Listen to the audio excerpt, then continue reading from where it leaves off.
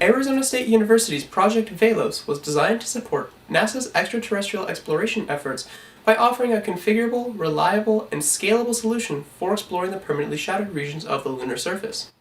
The Variable Exploratory Lunar Observation System is a multi-probe exploratory system that is capable of launching sensor probes over 100 meters into a permanently shadowed region.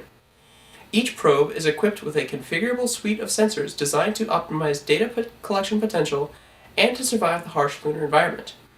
Velos allows NASA to gather more data in and around the PSRs by providing a scalable solution to exploring unknown regions of the lunar surface.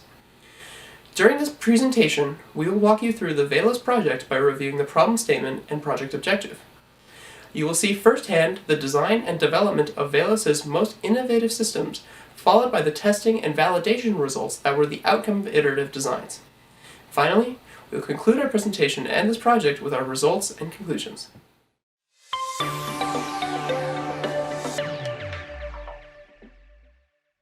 Little information is known about permanently shadowed regions, or PSRs.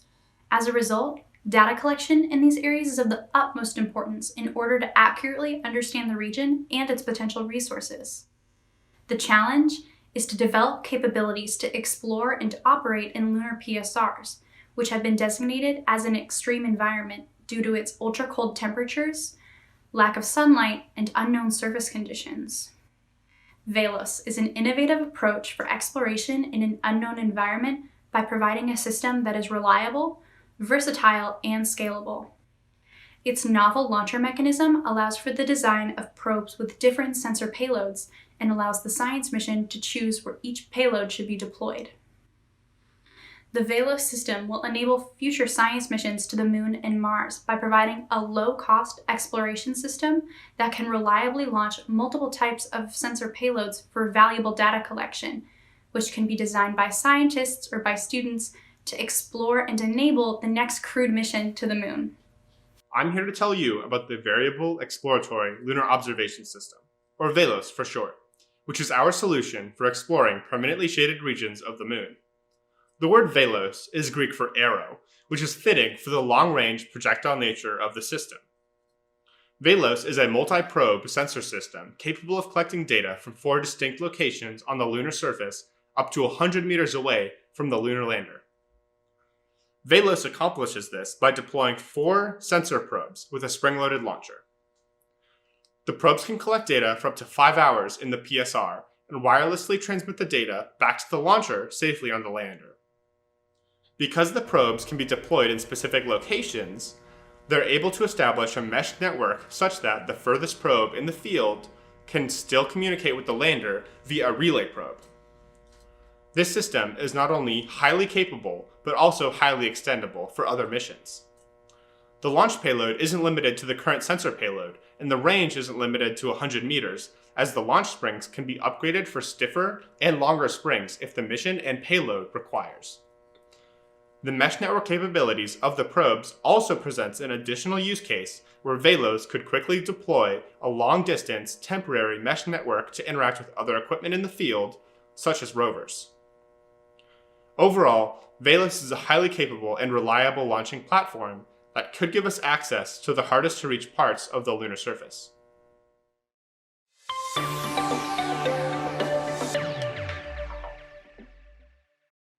The design and development of Velos was split into 2 subsystems made up of the launcher and the probes. During development, each subsystem was further broken down into electrical systems, which included electronics and embedded software, and mechanical systems, which included actuators and structural components. To display the hard work of the team and the concept we're all so proud of, we also dedicated a small team of students to produce a virtual reality environment to clearly demonstrate the functionality and necessity of Velos. The probe electrical subsystem is made up of 2 printed circuit boards, a motherboard for data processing, and a daughter board for sensor data collection. The motherboard includes 2 microcontrollers, a battery management system, and USB interfaces. The motherboard also incorporates an inertial measurement unit for measuring internal temperature, acceleration, and orientation of the probe. Each component is soldered to a custom printed circuit board, or PCB, designed by the Velos team. The board includes components on both the top and bottom to optimize for space. The top includes the Wi-Fi microcontroller in Block A, which is responsible for Wi-Fi communication and data transfer from the probe to the launcher. Also on top is the secondary microcontroller in Block B, which is responsible for data processing from the Velos onboard sensors. This microcontroller transfers data to the Wi-Fi microcontroller to send back to the lander. Then beside the probe board is the sensor daughter board in Block C, which is used to sample data near the exterior of the probe. The probe motherboard was designed to include onboard sensors such as the inertial measurement unit shown in Block D, which was used to measure the internal temperature of the board for thermal control purposes, as well as acceleration during the launch and impact to quantify the shock on the board. The inertial measurement unit was also used to track the orientation of the board to determine the final resting position of the probe once it had landed. In addition, the motherboard includes a battery management system shown in Block E and F to regulate the power from battery during charging and discharging. Each probe includes a 15.2 watt-hour battery that is roughly 1.4 times the capacity of an iPhone 12 battery. This battery enables the probe to power not only the main motherboard, but also the daughter board, developed for data collection near the surface of the probe. In order to collect data near the exterior of the probe, we've developed a small daughter board, which hosts the Inertial Measurement Unit, or IMU. This component is critical for data collection, as it's responsible for collecting accelerometer data, gyroscopic data, magnetometer data, and temperature data. We would use temperature data to understand variations in temperature in and around the PSR. We would use the accelerometer data to understand the initial impact of the probe, as well as physical surface conditions in and around the PSR. We would use the magnetometer to understand if any magnetic field surrounded the PSR. And we would use the gyroscope to understand the physical orientation of the probe. In order to access data off of the daughter board, we would use the serial communication bus I2C for its reliable and easy data transmission to the main motherboard. Once the motherboard has this information, we can relay it back to the lander via a Wi-Fi mesh network. The Velos daughter board was designed to maximize each probe's capability to recover and extract data from the lunar surface. When designing the probe, we identified the following requirements. The probe needed to survive the impact of launch, as well as the thermal environment characteristic of the PSR, in order to transmit data back to the launcher. Weight was also a significant factor, and we finalized on a design that was 0.35 kilograms. For the outer structural shell, machined aluminum was used to create two hemispheres, which were pocketed for weight reduction. The system is thermally and radiation protected using multi-layer insulation, with an inside layer here protecting the electronics and an additional outside layer with a beta cloth exterior to prevent damage to the insulative layers. Our thermal blankets were designed and manufactured by Aerothreads after communicating our requirements, and we finalized on a 10-layer blanket system that was assembled during testing. In order to properly mitigate shock when the probe impacts the lunar surface, we designed a system that separates the electronics from the outer shell. In between the electronics and the shell, an expanded carbon foam is used to absorb the energy of impact. To further protect the electronics, the motherboard is enclosed by a high-density polyethylene case, which was designed for its electrical insulation, temperature resistance, and radiation shielding characteristics. These systems were designed to ensure that the sensor package enclosed within the probe's aluminum shell is safely delivered to its destination. The Velos probe was designed to enable multiple form factors in the same system. Preliminary design of a probe was completed to accommodate a small version of the LunaMap neutron spectrometer designed by ASU's Dr. Craig Hardgrove for the Artemis I mission. This new design still fits within the Velos launcher, with additional room for the neutron spectrometer inside. Preliminary calculations were done to determine that the probe could provide enough power to the neutron spectrometer for 2 hours, enabling the sensor to determine the presence of putative water ice. The electrical subsystems of the Velos launcher include a controller circuit board, 2 actuator motors, and 4 spring release mechanisms. The controller circuit board is made up of 5 major subsystems located on both the top side and the bottom side of the circuit board. These subsystems include the main microcontroller, shown in Block A, which controls the actuators and spring release mechanisms. The stepper motor controllers, shown in Block B, which isolate and drive 2 high-power actuators. The power MOSFETs, shown in Block C, which activate the 4 spring release mechanisms.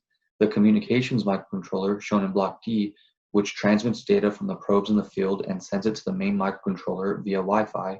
And lastly, the step-down converters, shown in Block E, which efficiently reduces the input DC voltage from 28 volts to both 5 volts and 3.3 volts.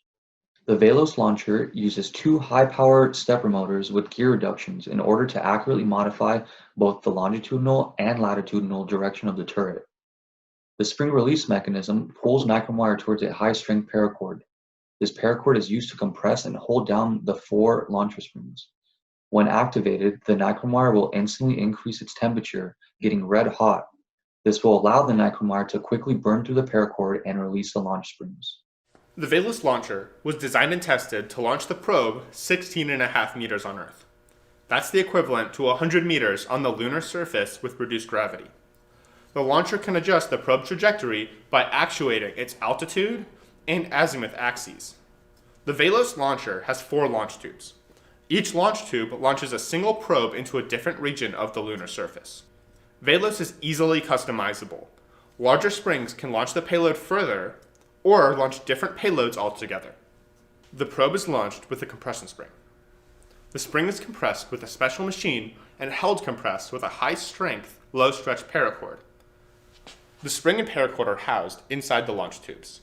In the rear of the launch tubes, there's a hot wire cutter, which severs the paracord when the probe is ready to be launched. When the paracord is severed, the compressed spring is allowed to rapidly decompress and launch the probe into the hard-to-reach, permanently shadowed regions of the lunar surface. The paracord hot wire cutter release mechanism allows us to rapidly run numerous launches and testing. The spring pushes against a specially designed low-friction plunger, which is what makes contact with the probe during the ejection sequence. This low-friction plunger is a critical part of the launcher assembly, as it keeps the spring centered and prevents damage to the inside of the launch tubes. Velos was designed for safety and reliability, from the ground crew to the mission reliability. The Velos launcher is preloaded using a custom spring compression device that is designed to safely compress the spring prior to launch. Once compressed, the system is designed to enable maximum flight safety by incorporating safety caps that are held in place by pin puller mechanisms. The device is also designed such that the launch tubes can safely nest within the base, which provides an inherently redundant safety mechanism during flight. The system is also designed to incorporate pin puller safety locks on each actuator that will only be released once safely on the lunar surface. The Velos system prioritizes mission reliability by reducing the number of actuators and mechanisms, and increases mission safety by building redundant safety systems to ensure mission success.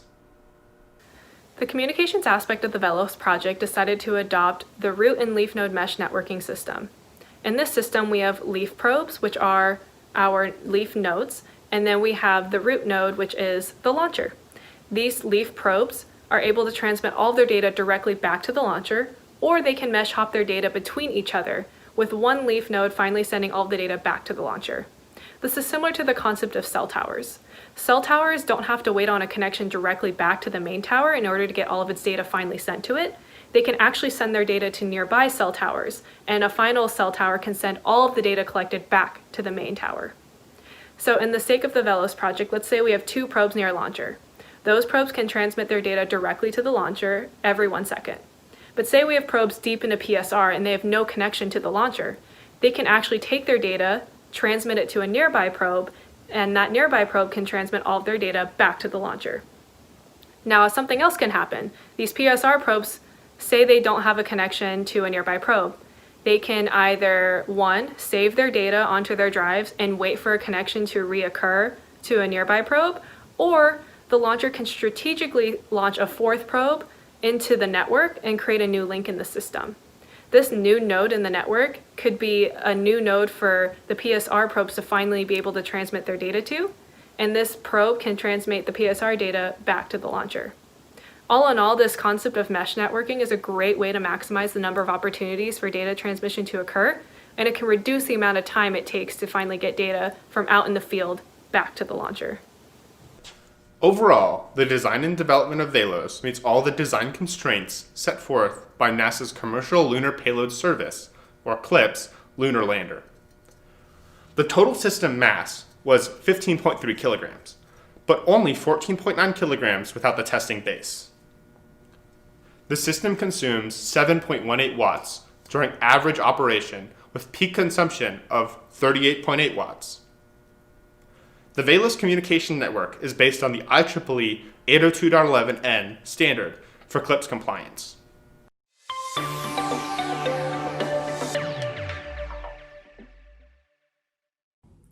We decided to create an educational virtual reality application in order to provide an immersive walkthrough of Project Velos.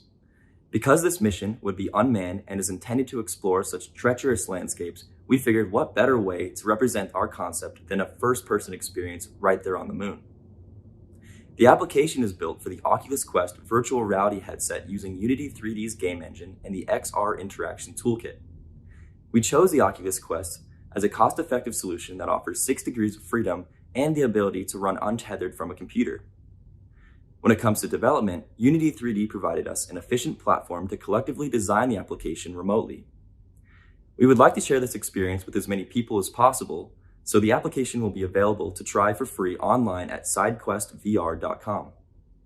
Now, I'd like to share some highlights of what you get to participate in while using the application. All of the assets that you see here, from the environment and 3D models to the interfaces and animations, were created by the team and I. When you first start, you are briefed by a narrator who will guide you throughout the experience. It begins with an explanation of the mission and a chance to experience the moon's low gravity, as we all dream of doing. From there, we are introduced to the lander, along with its payload, which includes the Velos launcher and probes. Next, we get a chance to inspect the launcher and probes by rotating and expanding their parts to see what they are comprised of. Finally, we complete the mission by aiming and launching the probes into the permanently shaded region to collect data.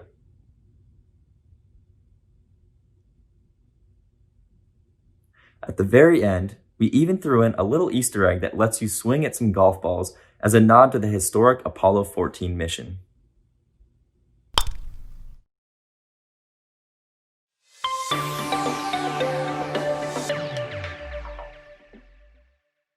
All 3 probe vacuum tests were completed successfully with temperature data logged and retrieved over the duration of each test. The primary interest was the performance of the micro-electromechanical IMU and the lithium-ion pouch cell battery under vacuum conditions. Research from the Johnson Space Center suggests that unconstrained pouch cells expand under vacuum and can suffer performance losses. The probe electronics enclosure was therefore designed to provide a snug fit around the interelectronics as well as the battery, and a 1/16 inch sheet of plastic was inserted between the probe motherboard and the battery to provide extra support. Because of this enclosure design, the battery successfully passed all testing with only a 0.83% increase in thickness compared to a new cell, and no noticeable changes in performance were observed. The IMU also passed testing and was able to provide internal temperature data, which was useful for predicting how the probe might react under thermal conditions, as well as further vacuum tests. These vacuum tests serve as preliminary verification and indicate that the system can successfully operate in partial vacuum. After the vacuum tests were conducted, temperature was included to test the performance of the probe assembly under drastic thermal changes. Stainless steel blocks were cooled with liquid nitrogen to act as heat sinks. Once cooled, the probe with the MLI installed was placed on those blocks within the chamber, and the system was immediately pulled to vacuum. In the graph shown, a noticeable pressure drop occurs when the turbomolecular pump is turned on once the roughing stage has been completed. In both tests, data was continuously recorded from both the probe and external temperature sensors. These preliminary tests determined the probe can maintain a 100 to 140 degree Celsius temperature gradient from the outside to the inside of the probe with just thermal insulation. This data was then used to validate thermal simulations under full PSR conditions. After completing physical testing, the team worked to simulate the probe subsystem. For the thermal vacuum simulation, a model was made and compared to the physical tests. This was done in order to validate the accuracy of the model using temperatures measured during the physical thermal vacuum test.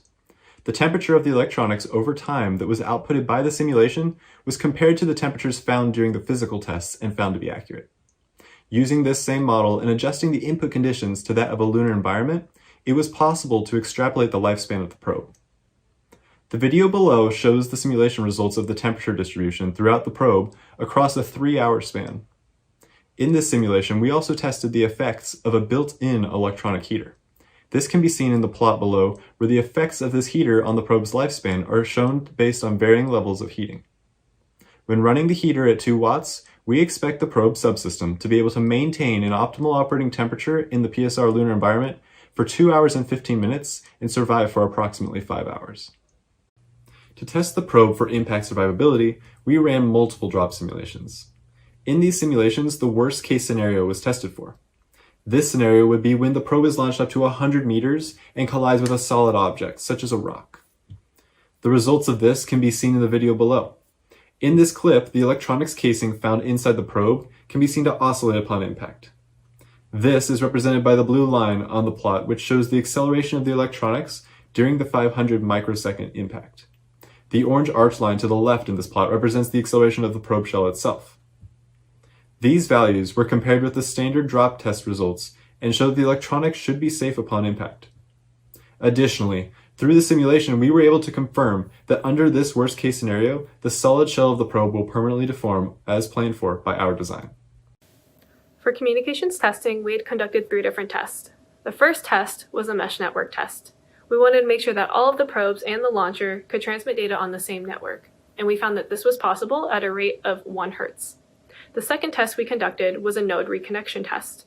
We wanted to make sure that if a node was ever isolated, it could reintegrate back into the network and do so in a quick amount of time, which based on our projectile motion calculations means we have a window of opportunity of about 15.5 seconds or less to make this happen. According to our test, on average it takes an isolated node to reconnect to our mesh network in 12 seconds. Our third and final test we conducted was a multi-hop mesh network test. We wanted to make sure that if data was being hopped between the different probes and then back to the launcher, that this could happen in under 15.5 seconds as well. On average, we found it takes data to transmit between the different probes and back to the launcher at 5 seconds. Overall, we've concluded that our mesh network is a fast and effective way to transmit data in the space environment. For testing, the launcher was rigidly fixed to an 80 centimeter tall table to act as a stand-in for the lunar lander. We began testing with very small, light springs to test for system reliability and safety. Over the course of 22 launches, we iteratively increased the spring's stiffness and length in order to achieve our launch distance goal of 16.5 meters on Earth. We used external cameras to track the trajectory of the probe as it was launched. We also used sensors on board the probe to capture the acceleration of the probe as it impacts the surface during landing.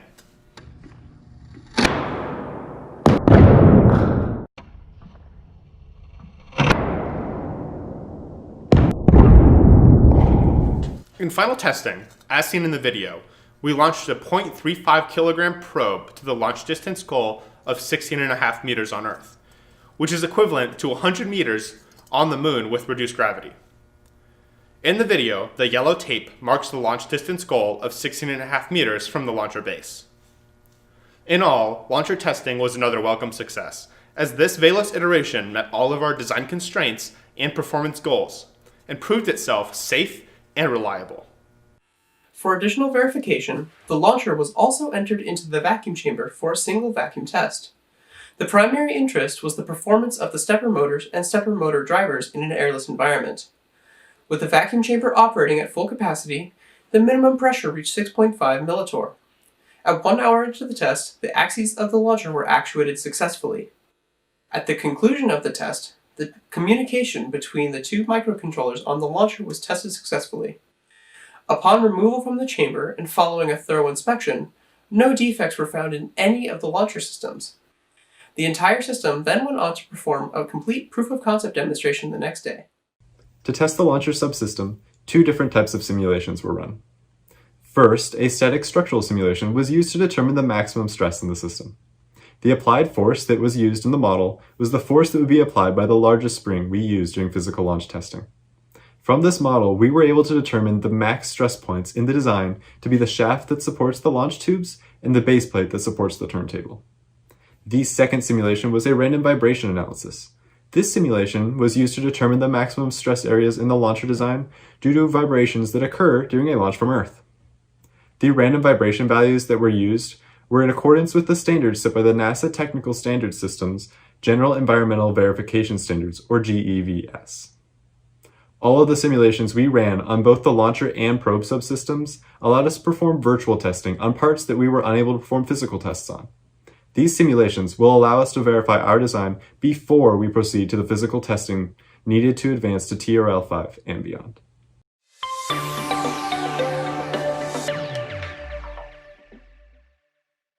The goal of Velos is to provide a solution for early exploration for the Artemis program and beyond. The Big Idea Challenge 2020 helped launch this vision and has provided the first step toward the goal of reaching the moon. By completing this challenge, Velos has achieved TRL-4 with significant progress towards TRL-5. In preparation for TRL-5, the team has identified the next steps required and is evaluating environmental testing facilities for quick advancement. To ensure the future development of Velos, the team is identifying open solicitations, opportunities, and partnerships that will enable Velos to go to the moon and beyond. The first goal of NASA's Science Mission Directorate is to discover the secrets of the universe. Velos achieves this goal by providing a reliable solution for exploring the unknown regions of the lunar surface. Velos' capability to deploy a payload over a large distance helps enable future science missions under the Payload and Research Investigations of the Surface of the Moon, or PRISM directive, by providing an innovative solution to deploy multiple sensors simultaneously around an area of interest. This system allows scientists to design their number of probes and payloads. Velos can be designed to deploy everything from cameras and imagers, micro-robotics, or heavy systems payloads. The Velos system has a wide range of use cases, allowing reliable delivery of important scientific instruments.